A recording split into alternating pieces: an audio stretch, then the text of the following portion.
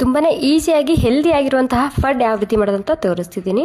ಒಂದು 3 ಕಪ್ ಆಗುವಷ್ಟು ಅಕ್ಕಿ ಹಾಕ್ಕೊತಿದ್ದೀನಿ, 1 ಕಪ್ ಆಗುವಷ್ಟು ಉದ್ದಿನಬೇಳೆ, ಅರ್ಧ ಕಪ್ ಆಗುವಷ್ಟು ಹೆಸರುಬೇಳೆ, ಅರ್ಧ ಕಪ್ ಆಗುವಷ್ಟು ಕಡಲೆಬೇಳೆ, 1 ಚಮಚ ಮೆಂತ್ಯನ ಹಾಕ್ಕೊಂಡು ಕ್ಲೀನಾಗಿ ತೊಳ್ಕೊಂಡು ಒಂದು 4 ತಾಸು ನೆನೆಸ್ಕೊಂಡು ತೊಗೋಬೇಕಾಗುತ್ತೆ. 4 ತಾಸು ಆದಮೇಲೆ ಇದನ್ನು ಸ್ಮೂತಾಗಿ ರುಬ್ಕೊಂಡು ಮತ್ತೆ ಓವರ್ನೈಟಾಗಿ ಬಿಡಬೇಕಾಗುತ್ತೆ.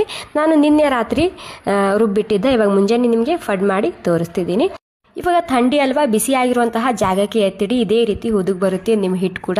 ಇವಾಗ ಇದರಲ್ಲಿ 2 ಭಾಗ ಮಾಡ್ಕೊಂಡು ನಾನು 2 ಭಾಗ ಮಾಡ್ಕೊಂಡಾದ್ಮೇಲೆ 1 ಭಾಗಕ್ಕೆ ನಾನು ಇದಕ್ಕೆ ಒಗ್ಗರಣೆ ಸೇರಿಸ್ತಿದ್ದೀನಿ.